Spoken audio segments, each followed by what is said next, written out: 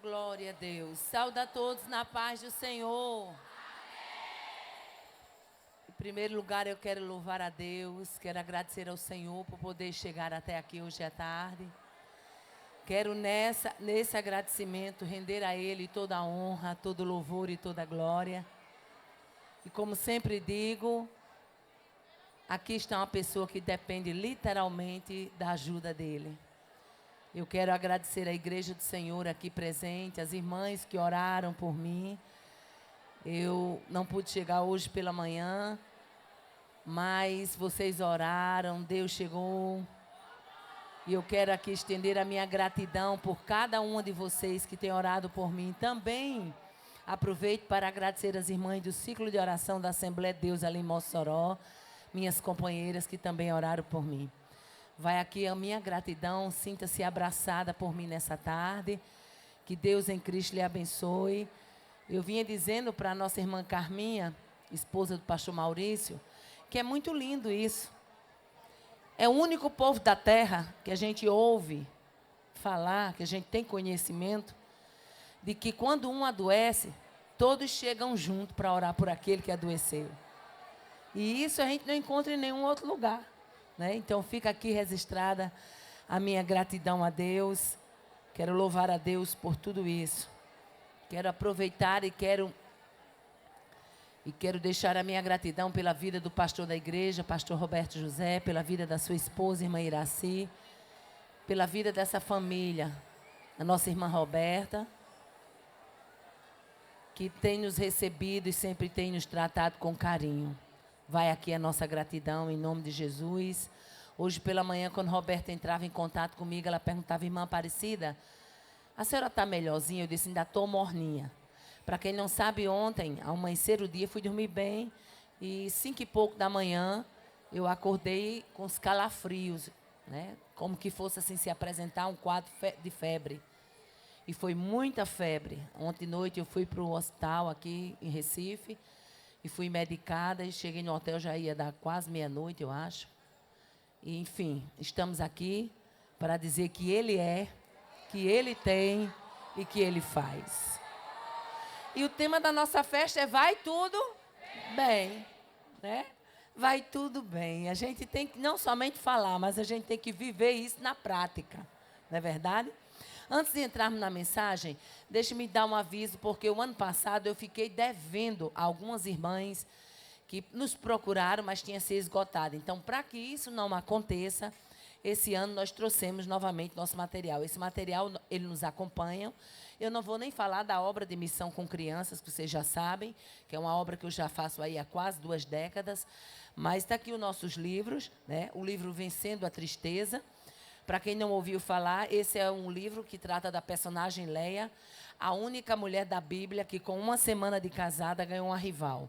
Se você tem uma rival, ou se você tem sentimento de tristeza, você precisa ler esse livro, certo? Essa mulher tinha tudo, eu costumo dizer, pastor, que ela tinha tudo para ter passado na narrativa bíblica, depressiva, triste, amargurada, porque você ser dado em casamento por meio de uma trapaça não é fácil.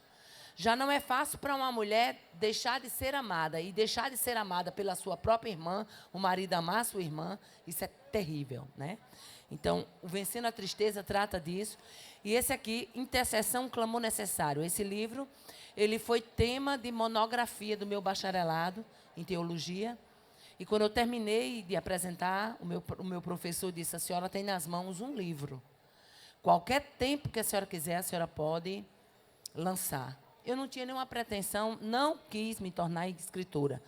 Foi Deus que usou alguém para mim e disse, o Senhor vai te levar pelo caminho da escrita. E Deus cumpriu. Não fui eu que me aventurei, foi a editora que me procurou para a glória do nome do Senhor. Amém, mães? Temos também o livro Psiquiatra Responde. Ele não é da minha autoria, porém é um livro de um irmão nosso, psiquiatra, lá na cidade de Mossoró. Esse livro, eu costumo dizer que as pessoas que estão em liderança precisam ter o conhecimento desse livro. Não adianta, pastor, a gente fingir que as doenças psicossomáticas, elas não têm permeado a igreja. Aqui trata para você saber o que é uma depressão, o que é síndrome do pânico, o que é transtorno bipolar. Aquela irmã que você diz assim, meu Deus, ela tem duas caras. Mas, na verdade, a bichinha, às vezes, nem é duas caras que a bichinha tem. Deus só deu uma. Mas o que é que acontece? Às vezes, ela tem um transtorno chamado transtorno de bipolaridade. Um dia ela acorda lá em cima. Outro dia ela acorda lá embaixo, não quer papo com ninguém. Transtorno. Amém, mães? Abramos as nossas Bíblias no livro de 2 Reis, capítulo 4. Eu sei que já passou por aqui irmã Samira, já passou por aqui irmã Carolina, Azi, vem pastor Aziel. Mas somente a palavra de Deus, ela dá essa expansão de no mesmo texto, as pessoas ministrarem, e Deus dá sempre algo que ninguém ainda trouxe daquele texto. Não tenho pretensão de esgotar o assunto, né, mas eu quero trazer aquilo que Deus colocou no meu coração, e eu quero ler versículos que não está inserido o tema, porém o capítulo é o mesmo. 2 Reis, capítulo 4, diz assim a palavra de Deus. Versículo 12 a seguir. Então disse ele ao seu moço Geazi, chama esta sunamita. E chamando a ele, ela se pôs diante do profeta. E este dissera ao seu moço, dize-lhe, eis que tu nos tens tratado com muita abnegação. Que se há de fazer por ti? Haverá alguma coisa de que se fale a teu favor ao rei ou ao comandante do exército? E ela respondeu, habito no meio do meu povo. Então disse o profeta, que se há de fazer por ela? Geazi respondeu, ora, ela não tem filho e seu marido já é velho. Disse Eliseu, chama. Chamando a ele, ela se pôs à porta e disse-lhe o profeta, por este tempo, daqui 1 ano, abraçarás um filho. Quantos podem dizer amém? Amém. Esse microfone, eu creio que eu ando muito. Se der, eu vou até ali. Se não der, eu fico aqui mesmo. Amém? Amados de Deus.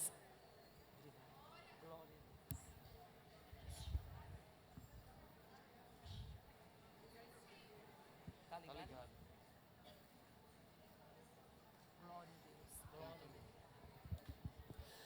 Glória a Deus. Amados de Deus, essa história acontece em Sunem. O nome sunamita, como todos vocês já sabem, mas vale a pena repetir, é oriundo exatamente da palavra Sunem. Sunem ficava a 11 quilômetros do Megido, de lá de Sunem se descortinava todo o vale de Jezreel.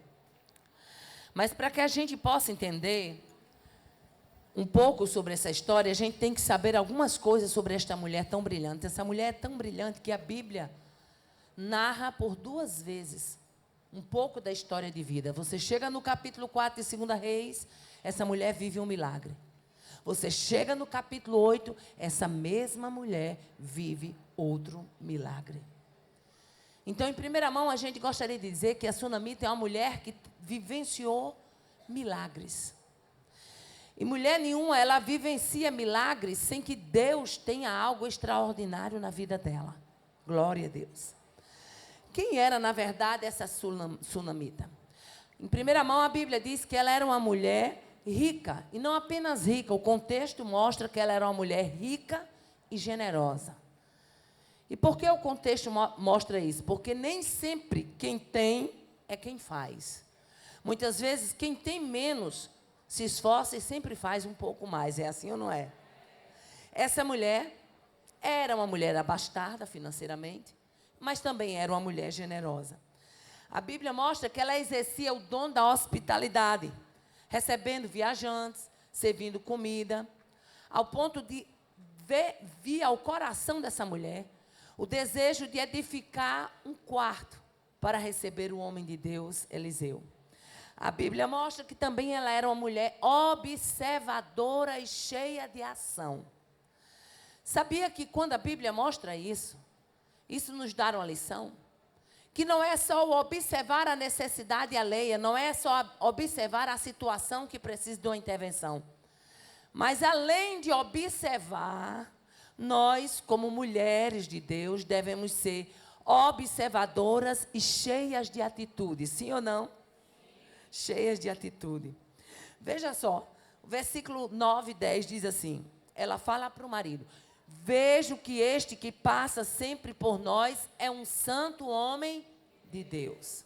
Primeiro ela vê, ação, observação.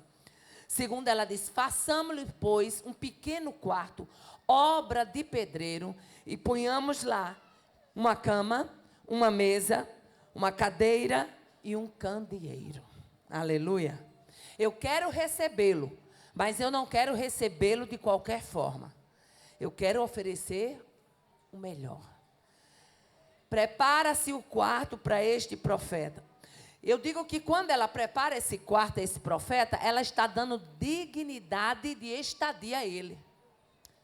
Parece-me até que ela sabia o que estava escrito antecipadamente lá em Mateus, o que Jesus viria dizer lá no capítulo 10, versículo 41 e 42, quando Jesus tratava acerca das recompensas. Nós vamos ver um texto de uma mulher que recebeu uma recompensa. E Jesus, lá em Mateus 10, 41 e 42, Jesus diz, quem recebe um profeta em caráter de profeta, receberá o galardão de profeta. Quem receber um justo em caráter de justo, receberá um galardão de justo. E quem der de beber, ainda que seja um copo de água fria, a um destes meus pequeninos, por ser este o meu discípulo, em verdade vos digo que de modo algum perderá o seu galardão.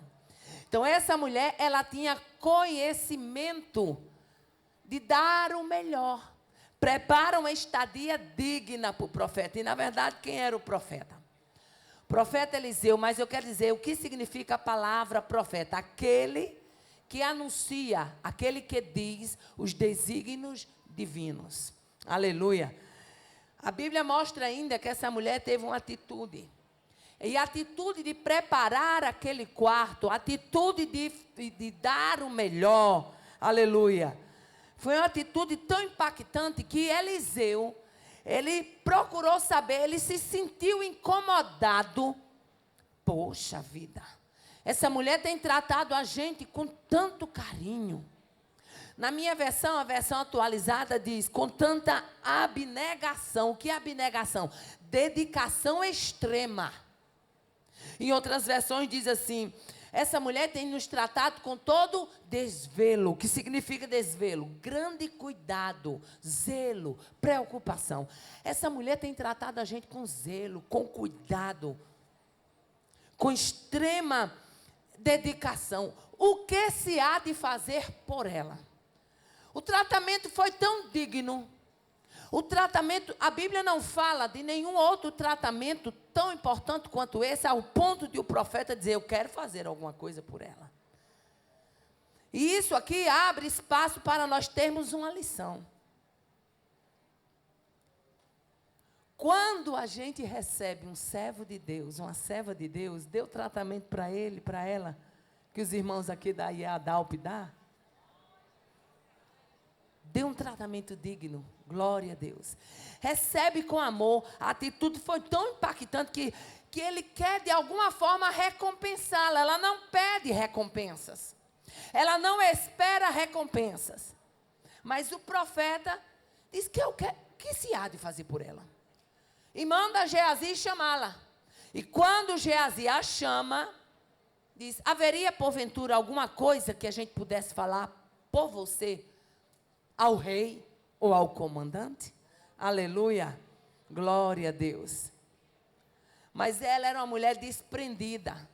Irmãos, eu costumo dizer que nada é melhor do que você servir sem pretensão de ser recompensado. Quando você serve sem pretensão de ser recompensado, o recompensador entra em cena. Oh, aleluia. Ela é uma mulher tão desprendida que ela era uma mulher tão voluntária.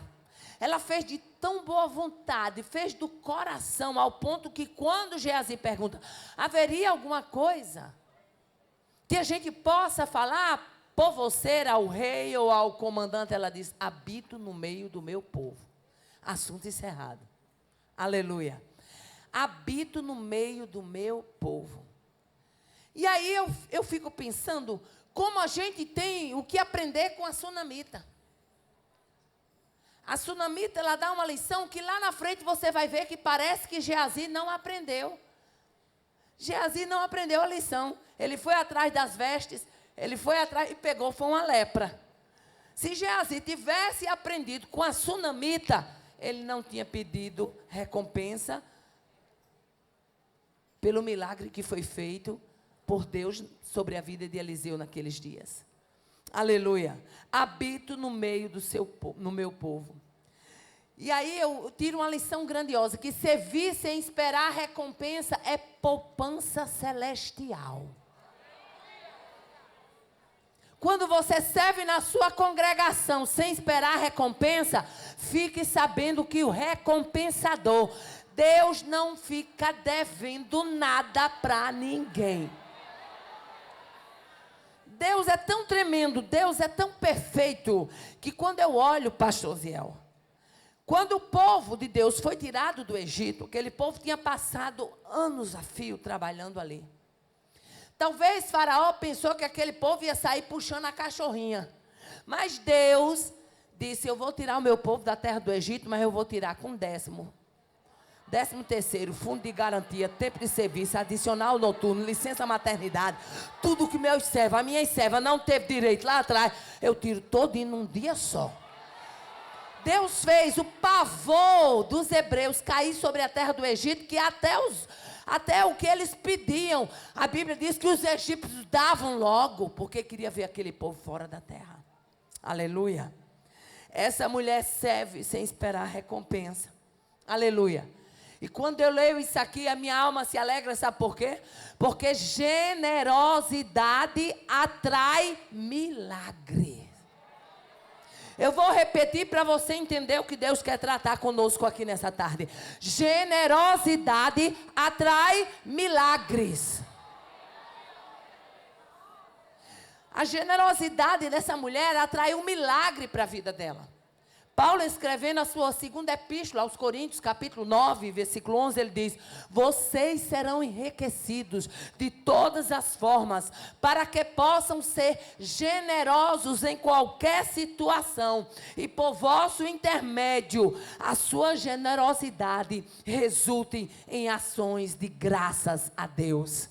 Aleluia. Generosidade atrai milagres. Aleluia. E na vida dessa mulher, a Bíblia diz que ela era velha. E a Bíblia diz também, aliás, que o marido dela era velho. E a Bíblia diz, se o marido dela era velho, alguns especialistas dizem, se o marido dela era velho, mas um dia ele já foi novo. E mesmo assim, no vigor da vida dele, não foi filhos gerados. Possivelmente, alguns estudiosos dizem que a sunamita era estéril. Então aqui, a gente vai ver um milagre em dose dupla. Aleluia. Foi curada da sua esterilidade, mesmo num período avançado de idade do marido, aquela mulher concebeu. Aleluia. Glória a Deus. O profeta manda chamar ela quando ela diz, habito no meio do meu povo. Aquilo mexe tanto com Eliseu. Eliseu não quer sair da casa daquela mulher sem deixar uma prova da graciosidade de Deus. E olha para Geazi e diz assim, o que se há de fazer por ela? Eu quero recompensar, eu quero fazer alguma coisa por essa mulher. E Geazi diz, ela não tem filho. E o seu marido já é velho. Aleluia. Pois manda chamar ela. Quando ela vem da segunda vez, daqui a 1 ano, abraçarás um filho.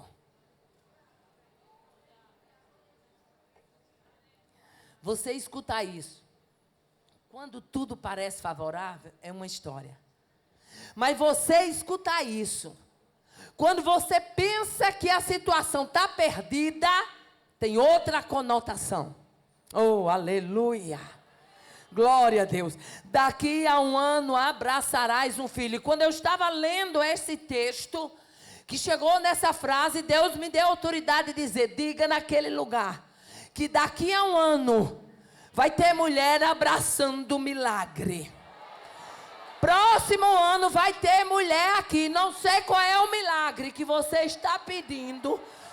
Não sei qual é o milagre que você está esperando. Rabat, mande casa.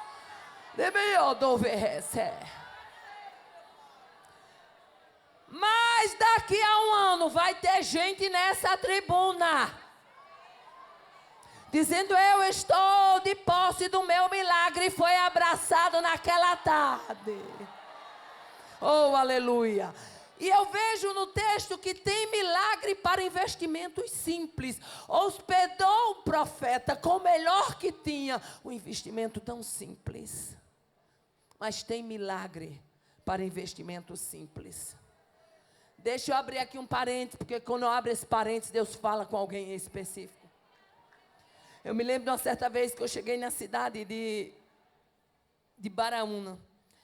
E quando eu cheguei lá, o pastor falou para minha irmã Aparecida, tem aqui um irmão que ele tem o maior desejo de hospedar a senhora. E ele insistiu tanto que eu deixei, mas quase que eu não deixava, porque a casinha dele é bem humilde. E quase que eu não deixava, mas a senhora, se não quiser ir para lá, tem a casa de fulano, tem a casa de Beltrano. Eu falei, não, pastor, o irmãozinho está com desejo, deixa eu ir para lá mesmo. E eu fui. E quando chegamos na casa daquele irmão, ele nos recebeu com tanto carinho, com tanto amor. Quando a gente foi entrando, à medida que a gente ia entrando, o telhado da casa, ele ia diminuindo. E quando chegou na cozinha, já para o final da cozinha, eu já tinha que andar assim. E ele, com aquela alegria, tinha preparado um cantinho lá, com aquela alegria, com aquele amor. E me recebeu, e foi um dia só, mas uma alegria por eu estar ali. E quando terminou aquela estadia que eu tinha que voltar para minha casa, eu falei para ele, ô irmão, deixa eu fazer uma oração. E ele disse, tá bom. E eu fiz uma oração simples. E na minha oração eu disse, Deus, teu servo abriu as portas da casa dele para me receber com toda essa alegria. E eu sei que tu és Deus de recompensa, tu és Deus de coisa grande. E comecei a orar, e naquela oração eu disse, Deus... Aí ele dizia assim para mim, quando estava conversando, ele dizia assim, irmã, eu tenho muito desejo de fazer uma reforma.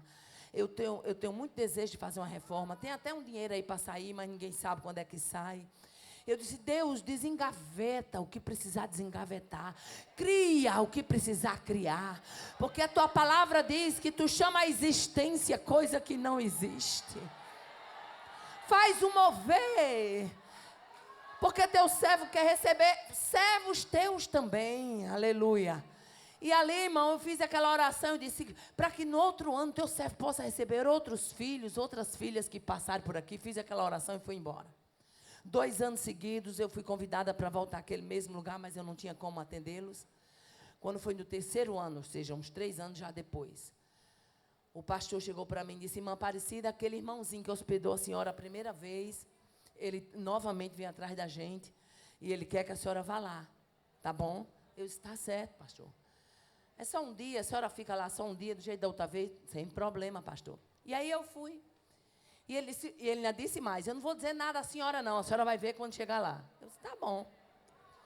E eu fui. Fui pensando em encontrar a mesma casinha, fui pensando em encontrar a mesma situação. 3 anos havia se passado, eu tinha feito aquela oração simples, tinha ido embora. Aleluia. E quando cheguei lá, que o irmão chegou, parou em frente a uma casa, logo a fachada. E eu disse, irmão, o senhor está certo, a casa é essa daqui. Eu tenho para mim que a casa não é essa, não. Ele disse, não, irmã, é essa mesmo.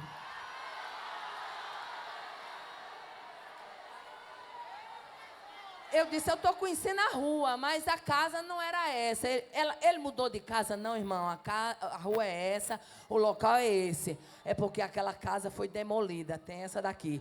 Quando o irmão abriu o portão que eu entrei, eu só acreditei porque eu vi.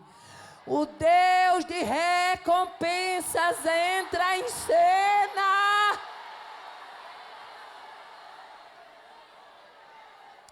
Vai,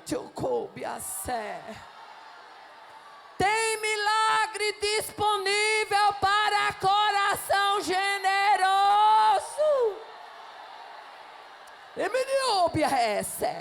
Deus não precisa de ajudinha para fazer milagre, não. Ele chega e faz, porque milagre é especialidade dele.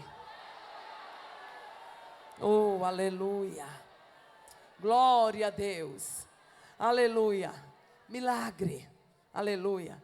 E que me chama a atenção, irmãos, é porque o quarto da promessa, quando Eliseu manda chamar a sunamita, o quarto da promessa foi o quarto do milagre. E isso fala muito alto ao meu coração. Quantas vezes você está orando dentro da sua casa, pedindo a Deus uma intervenção, pedindo a Deus um mover de Deus, pedindo a Deus uma interferência do céu. E você muitas vezes nem sabe que aquele quarto, onde você derrama suas lágrimas, é naquele quarto onde Deus tem te feito promessa.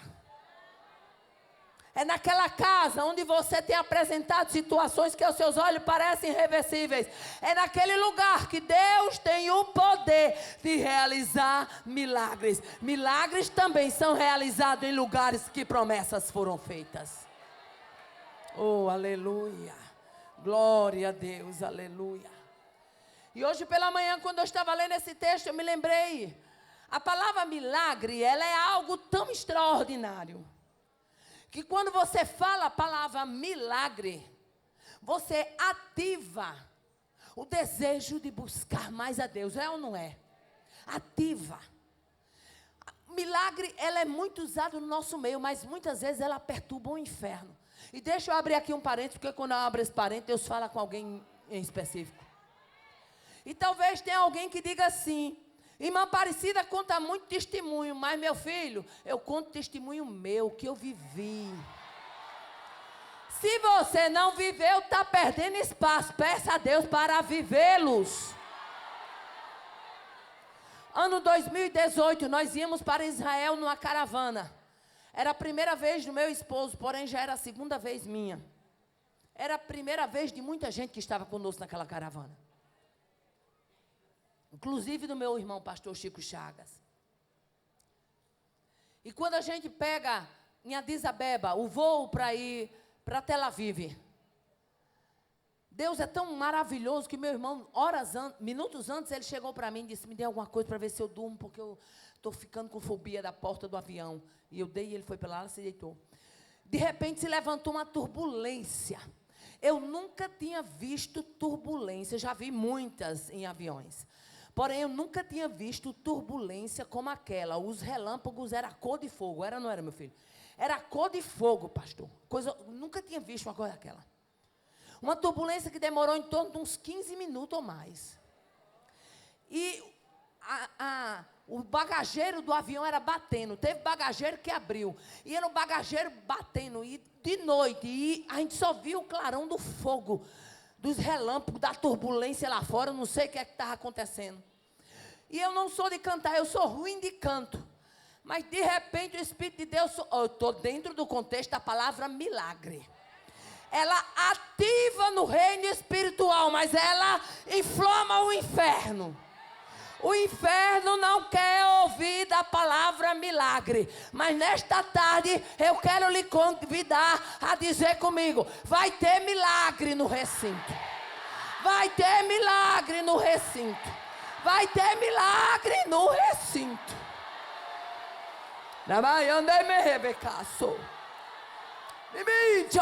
Vem buscar milagre, não volta com qualquer coisa, vai voltar com milagre.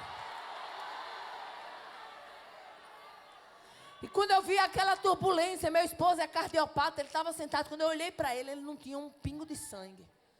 E eu disse: Jesus, segura esse avião, porque se tu não segurar, o homem morre antes que o avião caia. Mas segura. E aquele pavor, todo mundo calado, irmão. Eu penso que num acidente morre todo mundo daquele jeito. Ou grita demais, uns vinham dormindo, ou grita demais ou morre dormindo, não sei. Mas sei que o negócio foi feio. E aquele alvoroço, aquela bate, e aquele relâmpago de fogo. Eu baixei a janela para poder acalmar meu marido. De repente eu fechei os olhos assim, eu não sou de cantar, e comecei: tem cheiro de milagre no recinto. E eu me lembrei que ali tinha muita gente que estava indo a Israel pela primeira vez. Muita gente que chegou para mim naquela caravana que íamos. E muita gente que chegou e disse assim: irmã Aparecida, eu estou feliz porque essa caravana eu estou indo. Eu era líder espiritual da caravana. Eu estou indo. E fiquei muito feliz minha primeira experiência ser numa caravana da senhora. De glória a Deus. E eu me lembrei que muitas pessoas estavam tendo aquela experiência. E muitas delas chegaram a dizer: é promessa. Deus tinha me feito promessa. Meu amigo, depois de Deus fazer uma promessa, você não tem que pensar duas vezes. Bota o pé nas águas e marche. Satanás fica buzinando no seu ouvido, dizendo que promessa não se cumpre. Palavra de Deus nunca cai em terra. Não tem uma. E aí eu comecei, tem cheiro de milagre no recinto. Comecei a cantar, eu não sou boa de canto, mas cantei. E eu cantando, e na hora que eu estava cantando, o Espírito de Deus disse assim: canta e não pare. E se alguém chamar, nem abra o olho e nem escute. Então eu cantando e cantando, quando de repente eu senti que uma pessoa que veio e começou a falar. E eu cantando, tem cheiro de milagre no recinto, tem cheiro de promessa se cumprindo, tem cheiro de milagre no recinto, tem cheiro de promessa se cumprindo. E aquela pessoa falava em inglês. Só que na nossa caravana tinha uma menina do Tocantins que ela sabia falar muito bem inglês e ela entendeu. Olha, irmão, nós estávamos no fundão do avião, é para você entender o quanto palavra milagre incomoda. Sabia que quando você diz que está esperando um milagre, o inferno se revolta? Sabia que quando você diz que está esperando um milagre, Satanás fica perturbado porque ele quer deter este milagre? Mas deixa eu trazer uma boa nova. Não tem para ninguém. Deus prometeu, Deus cumpre. E aquela menina, e eu continuei falando, Joatã batia em mim porque tinha alguém me chamando e eu não abri o olho, do jeito que Deus me disse. Não abra o olho, nem olhe, nem fale. Quando eu terminei de cantar aquele hino, que eu abri o olho, a menina que estava do lado aqui da nossa caravana veio e disse: olha, irmão, a gente estava no fundão do avião. Nós era da turma do fundão. Uma passageira que estava lá na segunda cadeira da aeronave, escutou e veio de lá para cá falando inglês, chegou e disse: pare com esse canto. Está me incomodando. Está aperreando a minha cabeça. Ei, quando você fala em milagre, o inferno se aperreia. Está aperreando a minha cabeça. Foi assim ou não foi, meu filho? Está aperreando a minha cabeça. Pare, que eu não suporto mais.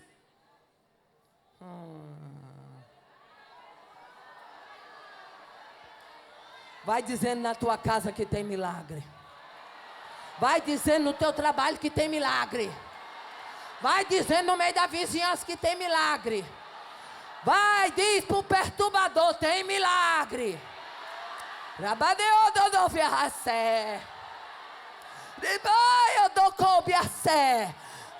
ser portadora de milagre.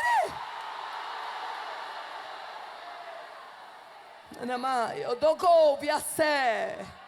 De bicho biassé.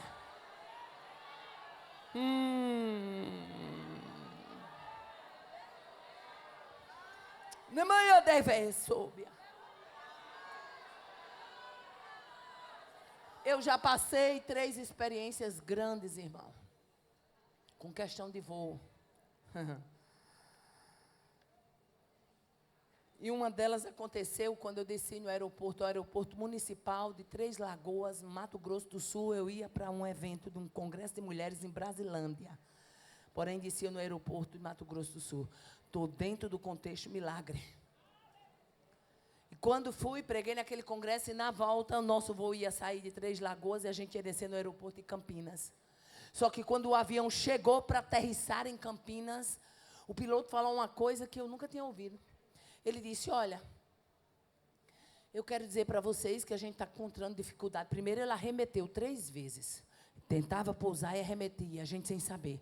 Na terceira vez que ele arremeteu, ele disse: olha, eu quero dizer para vocês que a gente está tentando aterrissar. Mas a gente não está conseguindo ver nem 1 metro na frente da aeronave. Está muito, muito cheio de nevoeiro. E a gente não está conseguindo aterrissar. Irmãos, e bateu aquele silêncio dentro daquele avião. Aquele silêncio tremendo. Quando de repente Deus falou comigo e disse assim: alce a tua voz e faça uma oração. Eu falei: Jesus, aqui dentro. Alce a tua voz e faça uma oração. E eu falei: Deus, isso deve ser coisa da minha cabeça. Mas se não for, tu vai fazer um negócio comigo. Me dá uma provazinha, porque eu sou fraquinha, eu preciso das provas. Tu vai fazer o seguinte, Senhor, que esse avião arremessa a 4ª vez. Lá vem um avião de novo e arremeteu. Quando arremeteu, ele disse: a 4ª tentativa. E nós estamos com pouco combustível. Aí eu disse: agora ou faz ou faz. Ô, glória. Deus bota você na bigorna, não é para morrer não, é para viver milagres. Só sai azeite se tiver a prensa, meu filho.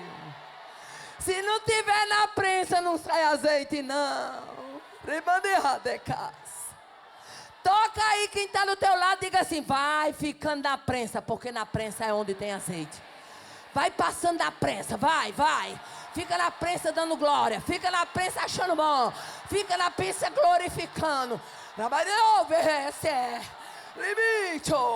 Fica na prensa dizendo que Ele é, Ele tem, Ele pode, Ele faz. Quando o avião aterrissou na 4ª vez, e o silêncio, eu disse: meu povo, sem conhecer nem quem é que estava sentado. Meu povo, meu nome é Aparecida. E eu quero fazer uma oração. Vocês aceitam? Só escutei foi o Tirineito. Amém. Oh, glória a Deus. Todo mundo estava crente já.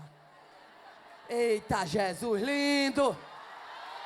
Eu acho bonito que Jesus no aeroporto pega aqueles camaradas nariz empinado quando está lá em cima. Só é Deus e nós. Eu disse: para quem não sabe, eu sou crente. Eu creio no Deus que a Bíblia diz que Ele manda em cima no céu e embaixo na terra. Isso bem alto dentro da aeronave. Quando eu disse: eu sou crente e creio num Deus que habita em cima no céu e embaixo na terra, aí eu comecei a ouvir um dizendo: glória a Deus. Eu digo: oi, eu não estou só, tem umas tochinhas aqui comigo. As tochinhas estavam com vergonha de se manifestar, mas estão se manifestando. Não tenha vergonha de dizer que você é crente e fazer uma oração, não. Oração, ela pega do juiz ao magistrado até o chapeado, meu filho. Todo mundo precisa dele. E aí, eu disse: pois eu vou fazer uma oração, porque o Deus de quem eu sou... Irmão, Deus faz cada uma com a gente. O Deus de quem eu sou e a quem eu sirvo vai abrir esse céu. Porque Ele manda em cima no céu e embaixo na terra. Levantei as mãos e comecei a orar: Jesus, aqui tem pai de família. Jesus, aqui tem mãe de família. Jesus, faz esse povo chegar ao seu destino. Jesus, faz coisa grande. Senhor, que agora, quando o piloto for aterrissar, que ele diga: não sei como, mas o tempo abriu. Peço assim para que esse povo que está dentro do avião saiba que Tu és Deus. Lá o avião fez mais uma curva. Quando ele foi encabeçando a pista, o piloto disse: tripulação preparar para pouso. Senhores passageiros, não sei como, mas o tempo abriu. Ei, glória! O Deus que abre o tempo. O Deus que fecha a cova. O Deus que abre mar. O Deus que fecha a boca de leão. Ele é o Deus desse povo. Estou sentindo graça. Estou sentindo a doce presença. Lebaia deve assumir cá.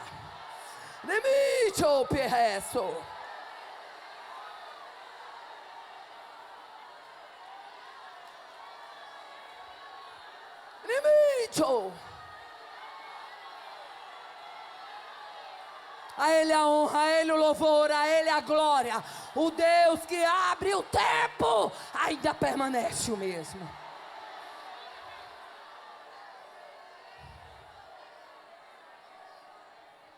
Eu vejo a sunamita como uma mulher marcada por uma promessa. Você sabia que quando uma mulher é marcada por uma promessa, que ela concebe, que ela gera essa promessa no coração, não tem demônio que arranque. Quando uma mulher crente, ela concebe uma promessa. Minha filha, depois dela crer que foi Deus, ó, pode se levantar o inferno todinho. Ela permanece crendo. Ela permanece crendo.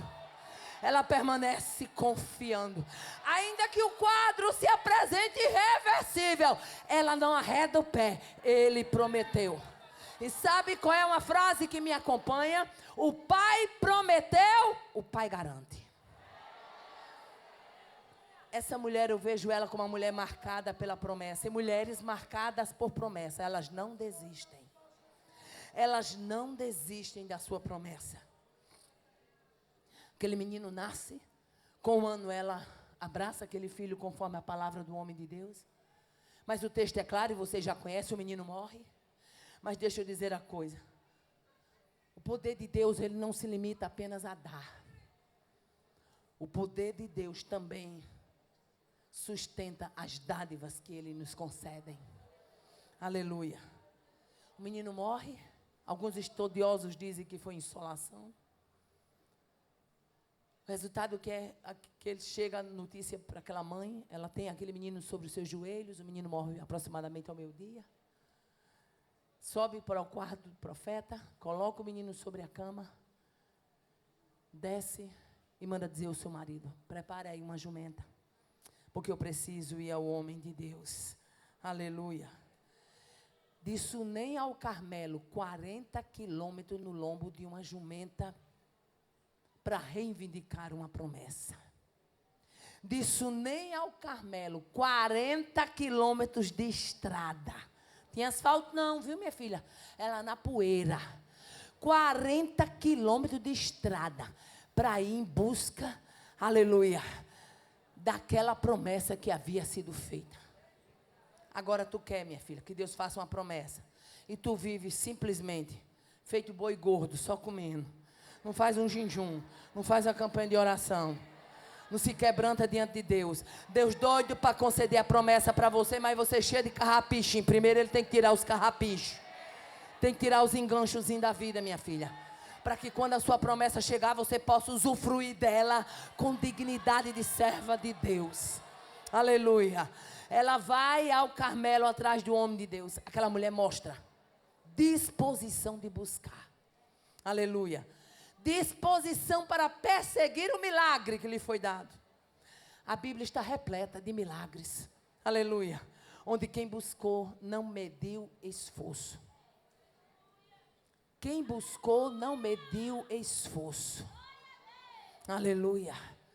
A igreja da presente época é uma igreja que não recebe mais milagre porque não busca. Não recebe mais milagre porque não crê como a Bíblia diz. Aleluia. Começa 2 dias de oração com jejum, no 3º dia já está com dor de cabeça. Já não pode mais fazer. Aleluia. Mas não é só oração não, viu? Jejum só de comida não, viu? Jejum de língua também faz um efeito extraordinário.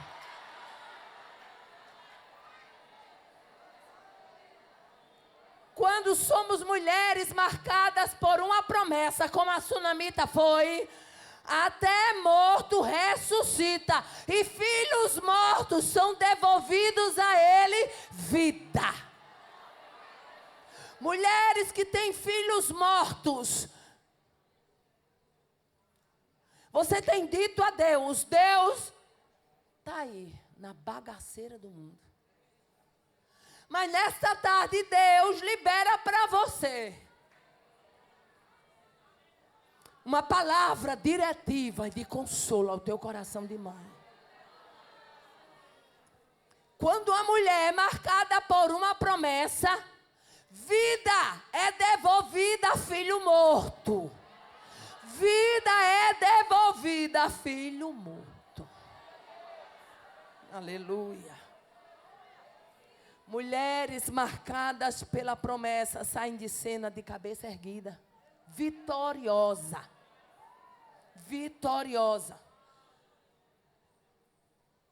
O que eu acho interessante, irmãos, é que quando ela vai ao Carmelo, que ela chega, ela se prostra sobre os pés de Eliseu. Geazi vem para puxar, ele diz, não a incomode, porque a sua alma está amargurada e Deus não me revelou. Aleluia. Glória a Deus. Mas aí, quando ela diz, pedi ao Senhor algum filho, Eliseu entendeu. E Eliseu passa uma ordem a Geazi. Cinge os teus lombos, toma o meu bordão e vai. Aleluia. Que responsabilidade grande de profeta Deus deu a Geazi. Cinge os teus lombos, toma o meu bordão e vai. Aleluia. Geazi vai, mas não acontece nada. Eliseu chega, coloca mão com mão, boca com boca, a história vocês sabem bem. O menino dá 7 espirros, revive, ele manda chamar a mãe e diz, toma aí o teu filho. A Bíblia diz que ela tomou o seu filho e saiu. Aleluia. Mulheres marcadas pela promessa. Elas saem de cena nesse capítulo 4. Elas podem até sair de cena, mas não saem jamais derrotada. Ela sai do capítulo 4 com o milagre dela nas mãos, do jeitinho que Deus fez. E aí essa mulher reaparece. Aleluia. Reaparece no capítulo 8, numa época de grande apostasia. Numa época de grande apostasia, Deus envia uma fome sobre Israel, como castigo pela apostasia daquela nação. Aleluia. E no capítulo 4 ela aparece hospedando. No capítulo 8 ela aparece se aconselhando. O profeta dá um conselho. E essa mulher novamente, o capítulo 8 traz essa mulher como uma mulher com outras virtudes. Primeiro, no capítulo 8 ela aparece com a virtude de uma mulher que sabe ouvir conselhos. Ela cata o conselho. Eliseu chama ela e diz, vai vir uma grave fome. Pega a tua família e vai peregrinar em outro lugar. E ela vai para a terra dos filisteus. Foi morar lá e passou lá 7 anos. Aleluia. Conselho. Aí eu pergunto nessa tarde, você é uma mulher capaz de ouvir conselhos? Você é uma mulher capaz de ouvir conselho? Tem muita mulher capaz de ouvir fofoca. Mas eu estou falando de conselho. Você é capaz de ouvir conselho? Provérbios 19, 21 diz assim, muitos propósitos existem no coração do homem, mas o conselho do Senhor permanecerá. De quem é que você anda ouvindo conselho? Tem gente que está com um problema na vida, aí vai ouvir conselho de uma alma atribulada, que não tem nem para ela, imagine para distribuir para os outros. Aí tu vai atrás de uma resposta, atrás da solução de uma pergunta, tu volta com umas 10 perguntas sem entender mais nem o que foi que você foi buscar. Essa mulher ouve o conselho do profeta. Aleluia. Glória a Deus. E o que eu acho interessante é que no versículo não apenas ouve, ela obedece. Versículo 2 do capítulo 8 diz, levantou-se e fez conforme a palavra de Deus. Levante-se. Levante-se para buscar. Levante-se para jejuar. Levante-se para agir. Levante-se para trabalhar. Levante-se para viver o novo. Levante-se para o extraordinário de Deus. Levante-se para se preparar para ver milagre. Levante-se. Acaba com esse negócio de querer viver na tutela dos outros. Deus te chamou para viver o extraordinário dele em sua vida. Oh, aleluia. Eu vejo essa mulher como uma mulher obediente ao obedecer o conselho do nome de Deus. Como uma mulher destemida. A Bíblia diz que ela levantou-se com sua família e peregrinou lá. Aí nós encontramos em 1 Samuel capítulo 15 dizendo que melhor é obedecer do que sacrificar. Uma mulher capaz de enfrentar desafios. Olha, ela sai da sua terra, Sunem, vai para a terra dos filisteus e lá ela tem desafios. Lá é peregrinação em terra estranha, saiu motivada por causa da fome, mas também é uma mulher capaz de enfrentar recomeços.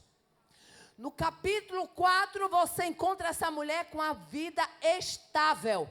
No capítulo 8, você encontra essa mulher num movimento de instabilidade. Nada está mais estável na vida dela. Somente a família, que já é o suficiente. Mas já não tem mais a estabilidade da terra, das posses, vai ter que peregrinar em terra estranha. Uma mulher capaz de enfrentar recomeço. E a Bíblia diz que quando ela vai, passa 7 anos lá, que ela retorna, ela vai clamar ao rei por sua casa e por suas terras. Eu vejo a sunamita também como uma mulher pé no chão. Aleluia. Sabe o que é uma mulher pé no chão? Uma mulher capaz de enfrentar toda e qualquer situação. Toda e qualquer situação. Pai do Senhor, pastor. Sabe o que é uma mulher pé no chão? Eu vejo a minha mãe como uma mulher pé no chão. Minha mãe é uma mulher que, enquanto meu pai morava dentro de casa, ela tinha condição, tinha vida estabilizada. De repente, houve um revestrez na mente do meu pai, ele deixou minha mãe, foi pegar outra por lá. E aquela mulher, que era conhecida como a mulher mais rica da rua, era conhecida como uma mulher de vida mais estabilizada financeiramente, ela se vê sem nada e com 6 filhos para criar. E aquela mulher, que foi capaz de enfrentar recomeço, vai para a beira do fogão fazer tapioca e cocada para criar os filhos. E isso é uma mulher capaz de enfrentar recomeços.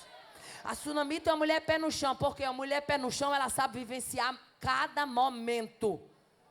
Era uma mulher rica, mas que na necessidade sabia clamar ao rei. Aleluia. E quando eu chego aqui nesse texto, que eu vejo ela uma mulher pé no chão, ela não era uma mulher deslumbrada. Sabe por que Deus não faz muita coisa na vida de muita gente? Porque tem muita gente deslumbrada. E não vou muito longe não, tem muita gente deslumbrada até no ministério. Deus abre uma porta para ele pregar num sítio aqui na esquina, saindo da cidade um pouquinho, no outro dia ele já está com um cartão, conferencista internacional. Deslumbrado. Deus não trabalha com gente deslumbrado.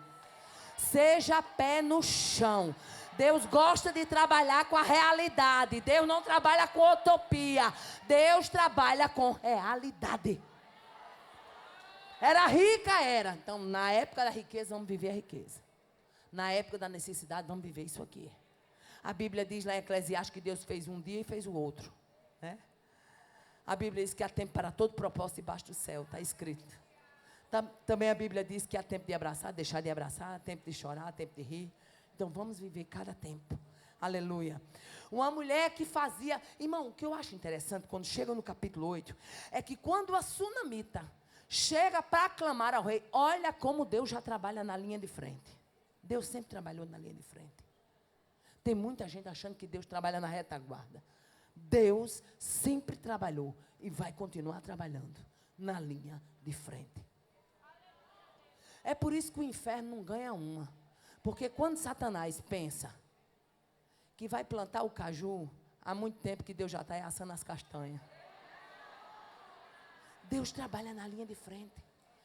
Quando a sunamita volta e vai clamar ao rei, olha quem Deus preparou. Deus é Deus que prepara cenários, sim ou não?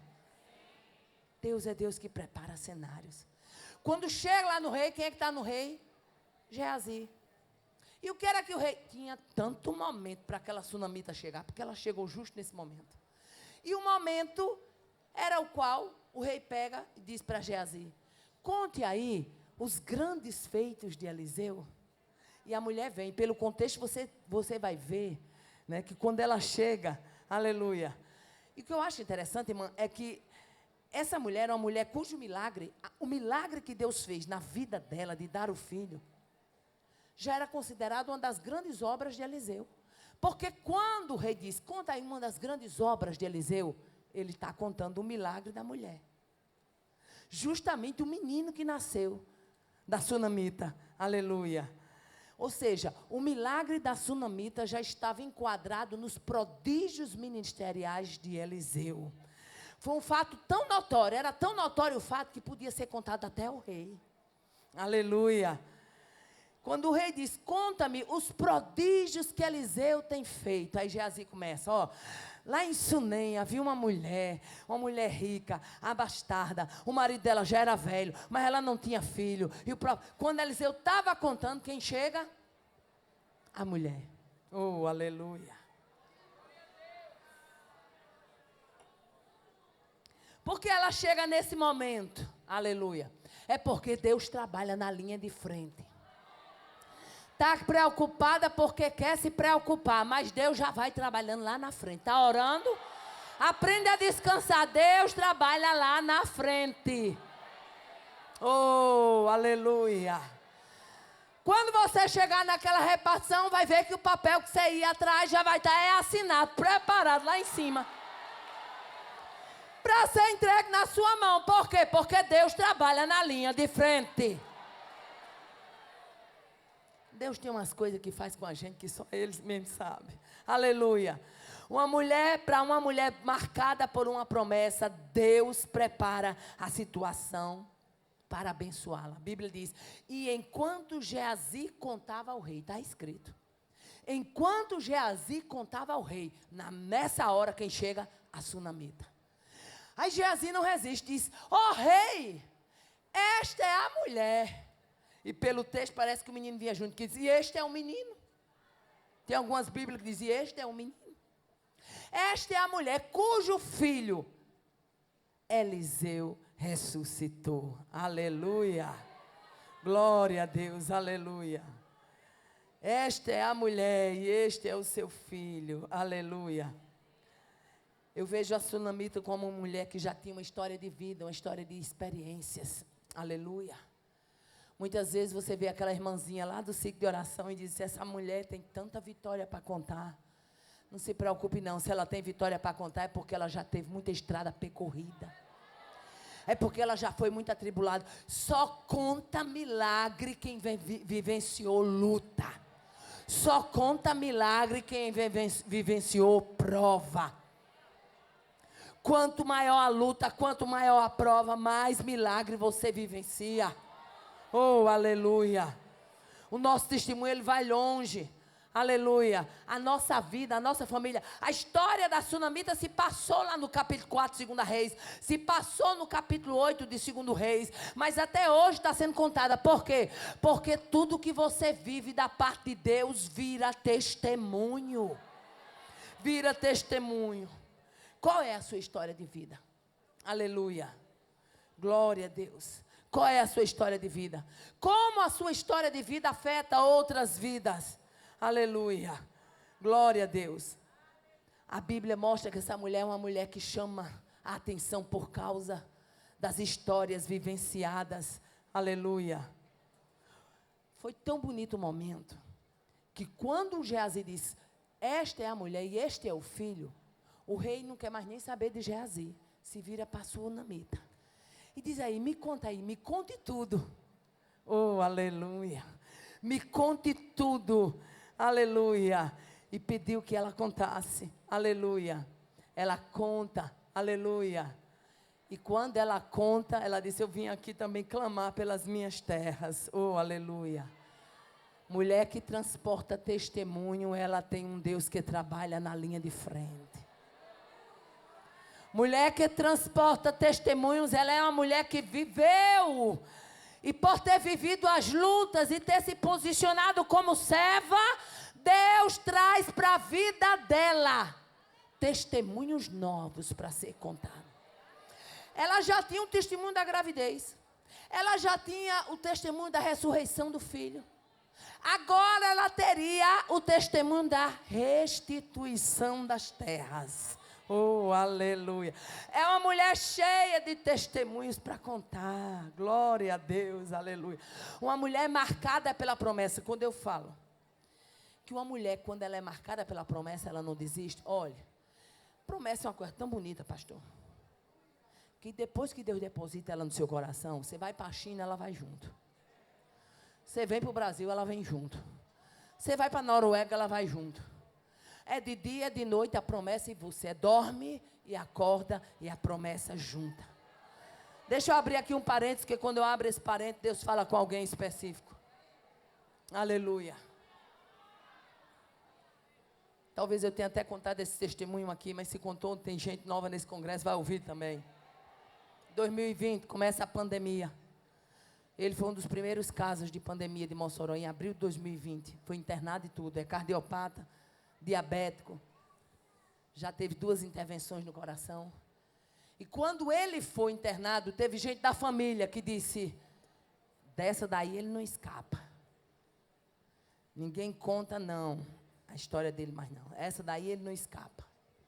E que eu acho interessante, como Deus trabalha com na gente, numa simplicidade, pastor.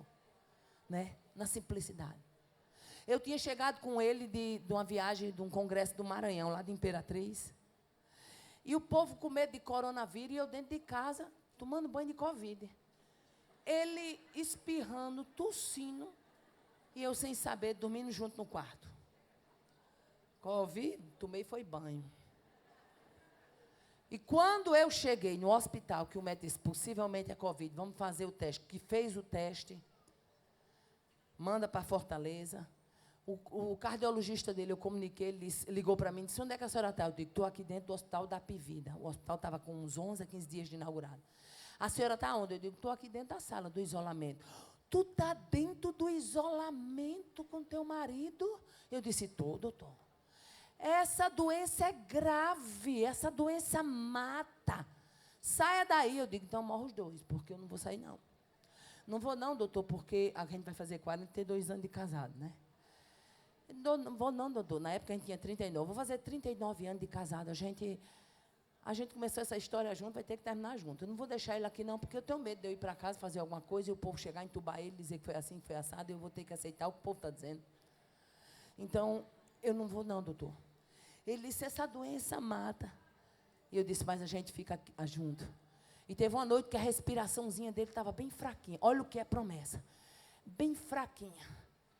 E eu disse, Jesus. Liguei para o meu genro e disse, olha, eu estou preocupada porque a respiração dele está muito fraquinha.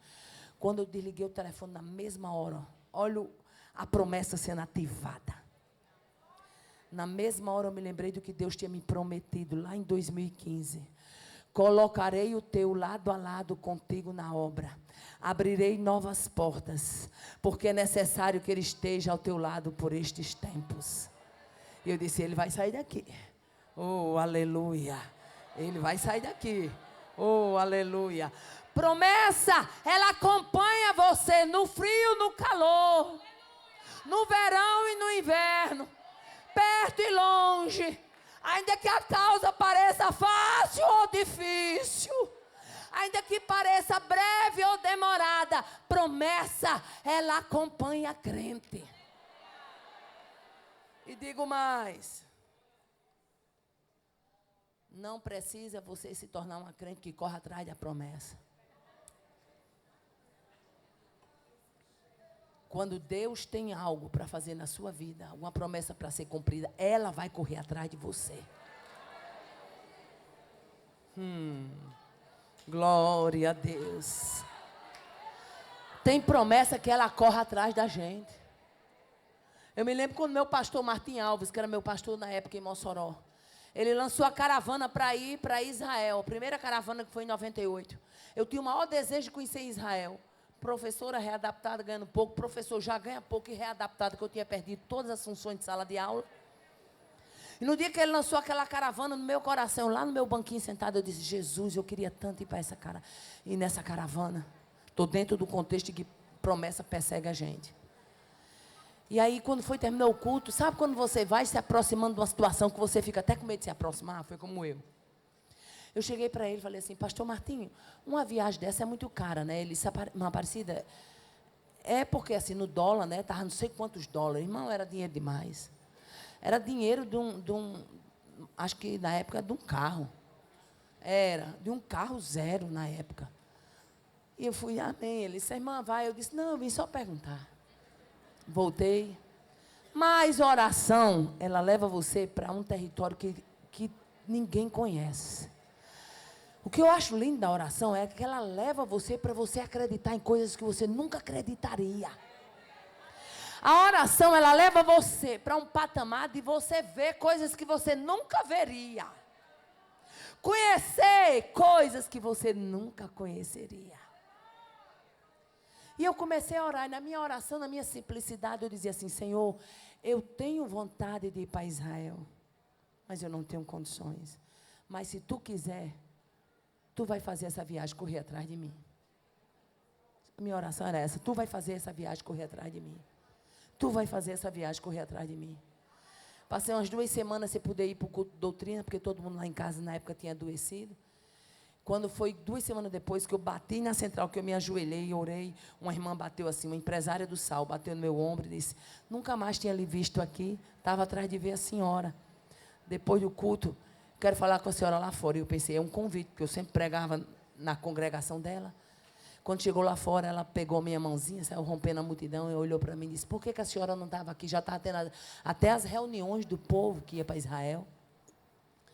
Por que a senhora não estava aqui terça-feira, na reunião do povo que vai para Israel? Eu disse: ô irmã, eu sou uma pessoa muito clara. Irmã, eu não estava porque eu não vou. Não tenho condições de ir. Ela disse: pois não diga mais que você não tem condições de ir, não. Porque Deus mandou eu pagar a sua passagem.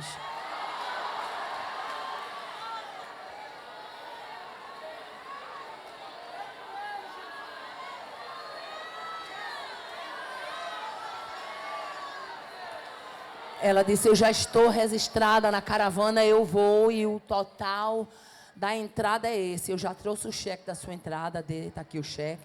E todos os meses, mano, no tempo que R$200 era dinheiro. Todos os meses eu vou parar na sua porta e vou entregar o cheque de 200 para a senhora pagar a passagem. Roberto, eu tenho mais 10 minutinhos. Resultado. A gente é humano, né, pastor? Vamos logo falar na nossa humanidade. Porque Deus gosta da gente, claro. Eu paguei a entrada, cheguei para o meu marido, combinei: meu filho, aí dá certo, você vai, tudo a gente tem que combinar.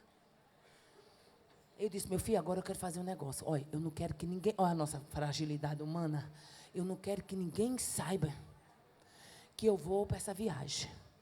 Porque vai que um mês aí essa mulher não possa pagar. Ela disse que vinha pagar, né, meu filho? Mas vai que ela não possa pagar até o fim. De repente a viagem dê com burro na água. Para o povo não ficar pensando assim: vixe, ela ficou dizendo que ia e nem foi. Então deixa eu pagar segredozinho. Ninguém sabe. Tá bom. E assim foi. Daí a pouco toca o telefone. Pai do Senhor, irmã Aparecida, Pai do Senhor. Aqui é pastor fulano, aqui da região do Tocantins. Pois não, pastor.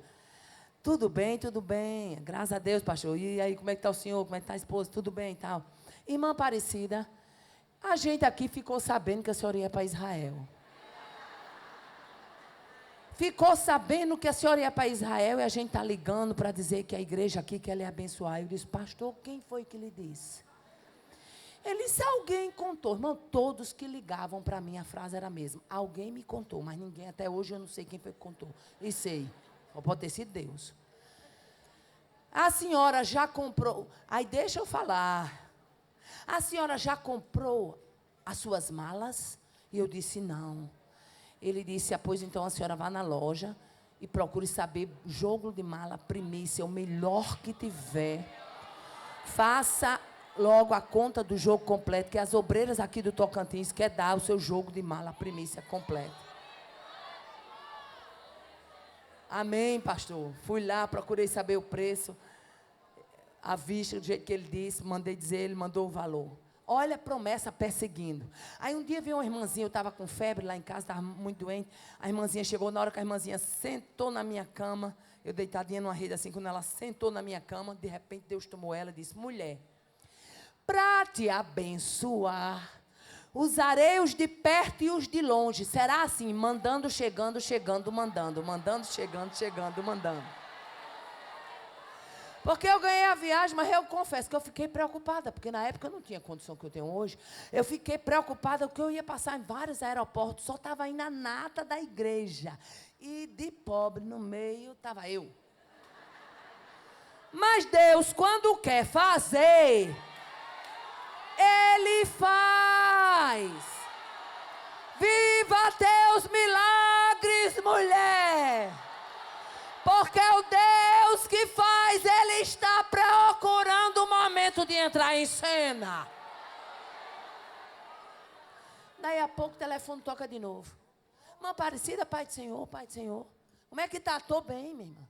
Já comprou. Eu soube que a senhora vai para Israel. Ô, minha irmã, quem é que está espalhando essa história? Quem foi que lhe disse, irmã? Alguém me contou, mas eu não me lembro quem. E aqui, minha irmã, eu estou ligando porque a gente quer lhe dar os seus casacos. E eu conheço a irmã demais assim de perto. Quero dizer para a irmã que não compre casaco, não compre luva, não compre cachecol. Porque eu já mandei comprar tudo em Brasília e vai estar chegando na sua casa. Já botei ontem no correio. Quando Deus quer fazer, Ele faz a promessa correr atrás de você. Oh, aleluia.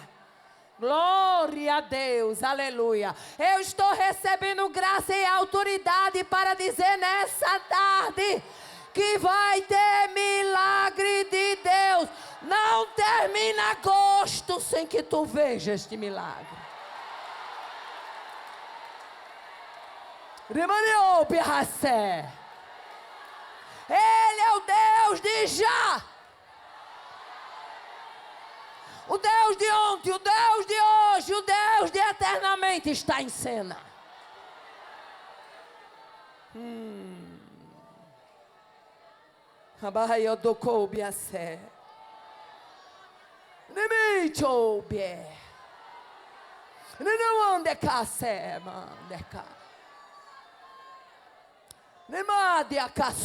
Você já tem orado, já tem pedido. Agora o milagre vai chegar aí.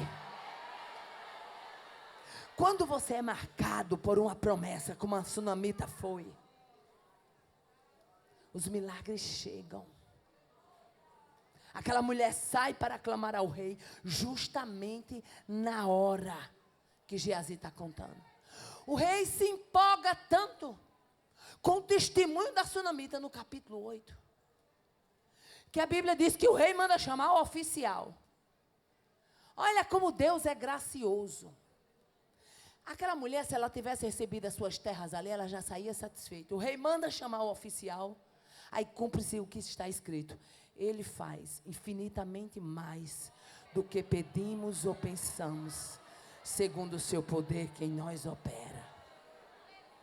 Manda chamar o oficial e diz, devolva-lhe, olha como é que o texto diz, aleluia, devolva tudo o que lhe pertencia, inclusive toda a renda das colheitas, desde o dia que ela saiu do país até hoje, vai receber 7 anos de juro, de multa, de dividendo, vai receber 7 anos de colheita, vai ser setuplicado, vai receber tudo. É como se você não tivesse nem peregrinado em terra estrangeira. Vai ter restituição de tudo. Restitua tudo que era seu, desde o dia em que deixou a terra até hoje. Deus gracioso entra em cena para ajudar uma mulher generosa, porque generosidade ativa milagres. Generosidade ativa bênçãos. Aleluia. Glória a Deus. E aquela viagem de Israel, outro dia que eu vim aqui eu posso contar. Foi tanto milagre que eu vivi, que eu fiquei assim impressionada. Mas deixa eu cantar só essa pontinha para você saber. Tinha uma taxa que o pastor Martim ia receber, ele marcou uma reunião. E tinha uma taxa na época que 80 reais era dinheiro.